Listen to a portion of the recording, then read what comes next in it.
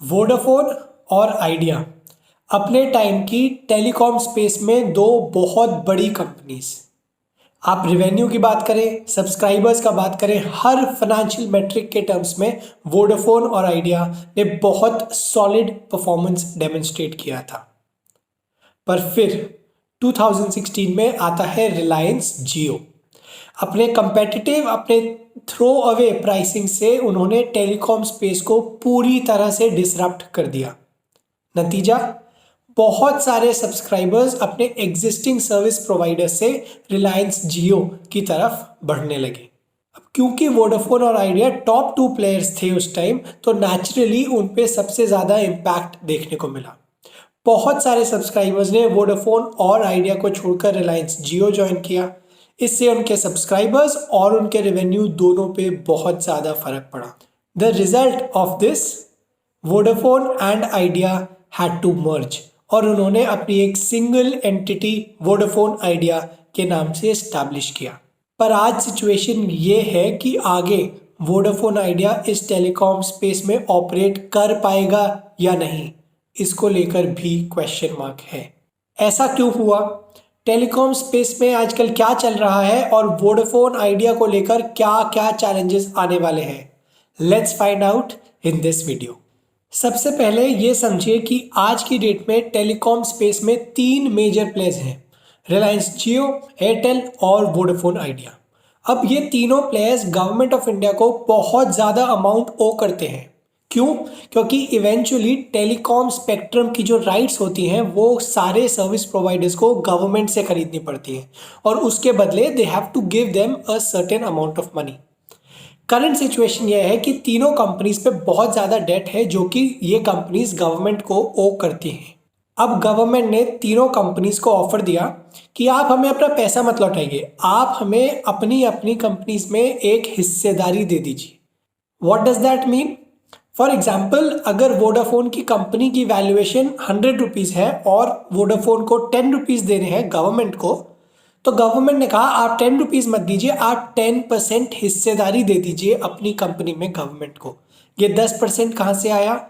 10 rupees जो government को ओ करती है Vodafone, divided by the companies valuation. नतीजा इसका यह हुआ कि रिलायंस जियो और एयरटेल ने साफ साफ मना कर दिया, क्योंकि वो मानते हैं कि वो कंपनी अपनी डेट को चुका पाएंगे गवर्नमेंट को। पर वोडाफोन आइडिया अभी कैश क्रंच से बहुत ज़्यादा सफ़र कर रही है। इसी वजह से उन्होंने गवर्नमेंट के इस ऑफर को एक्सेप्ट किया और इवेंचुअली उन्होंने 16,000 करोड़ के शेयर्स जो है वो गवर्नमेंट ऑफ इंडिया को दिए। इसके बदले में government of India Vodafone idea में सबसे बड़ा शेयर होल्डर बन गया है। अप्रॉक्सीमेटली 36% गवर्नमेंट की अब हिस्सेदारी है वोडाफोन आइडिया में। अब इस मूव से वोडाफोन आइडिया को क्या फ़ायदा हुआ और क्या उनकी सारी प्रॉब्लम्स सॉल्व हो जाएंगी? चलिए यह समझते हैं।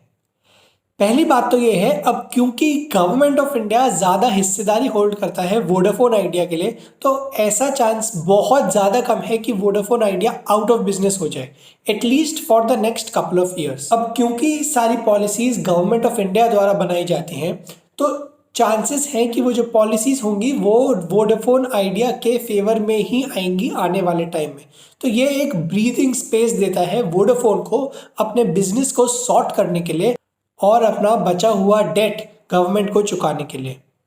एक सेकंड इसका बेनिफिट ये भी हो सकता है कि आने वाले टाइम में वोडाफोन आइडिया और MTNL जो कि गवर्नमेंट ऑपरेटेड है वो भी मर्ज हो जाए, क्योंकि दोनों कंपनीज बहुत ज़्यादा डेट से जूझ रही हैं, उनके फाइनेंशियल्स बिल्कुल भी अच्छे नहीं हैं।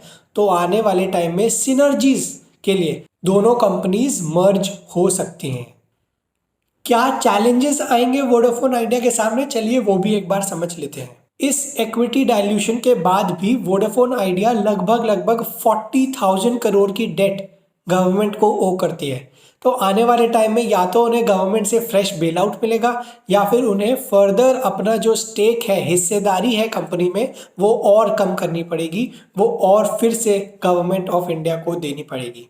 जो वोडाफोन के सामने अभी चैलेंज है वो ये है कि उन्हें बहुत ही जल्दी कैपिटल रेज करनी पड़ेगी अपना सब्सक्राइबर बेस इंप्रूव करना पड़ेगा क्योंकि बहुत ज़्यादा चर्न हो रहा है, बहुत ज़्यादा शिफ्ट हो रहा है from Vodafone to Jio and Airtel. और तीसरी चीज़, उन्हें अपना एवरेज रेवेन्यू पर यूज़र जो कि आरपू कहा जाता है टेलीकॉम सेक्टर में, उसको बहुत ज़्यादा ही इम्प्रूव करना पड़ेगा।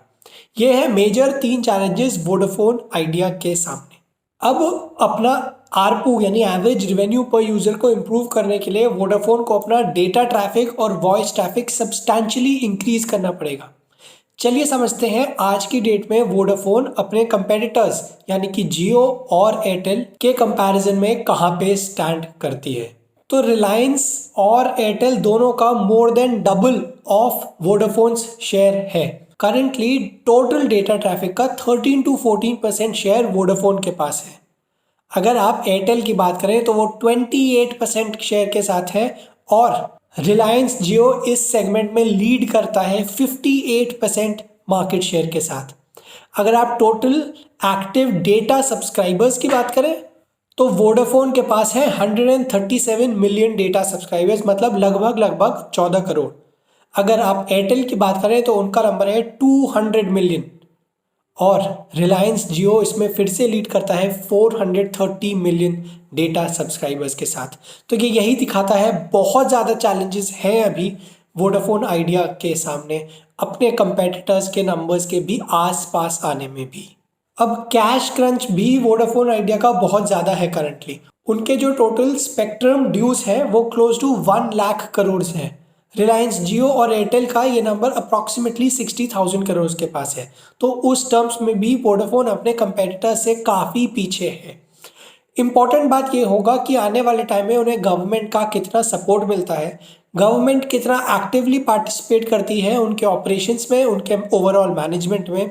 तो यही एक रास्ता वोडाफोन आइडिया के लिए निकल सकता है। पर इम्पॉर्टेंट यही है कि उन्हें कैपिटल जल्द से जल्द जुटाना पड़ेगा और अपना सब्सक्राइबर बेस वापस प्री रिलायंस जियो के नंबर पे लाना पड़ेगा। इनफैक्ट मार्केट में जब ये न्यूज़ आई थी कि गवर्नमेंट ने 36% स्टेक लिया है वोडाफोन आइडिया में, तो उनका जो स्टॉक प्राइस है वो नीचे चला गया था, क्योंकि कोई भी इक्विटी डाइल्यूशन मार्केट में अच्छी तरीके से रिसीव नहीं होता है। करीब 15 रुपए के लेवल से वो 11.5 तक चला गया था, पर उसके बाद हमने थोड़ी बहुत रिकवरी देखी है और अभी वोडाफोन का स्टॉक रफली अराउंड 12 to 13 रुपीज़ के आसपास चल रहा है।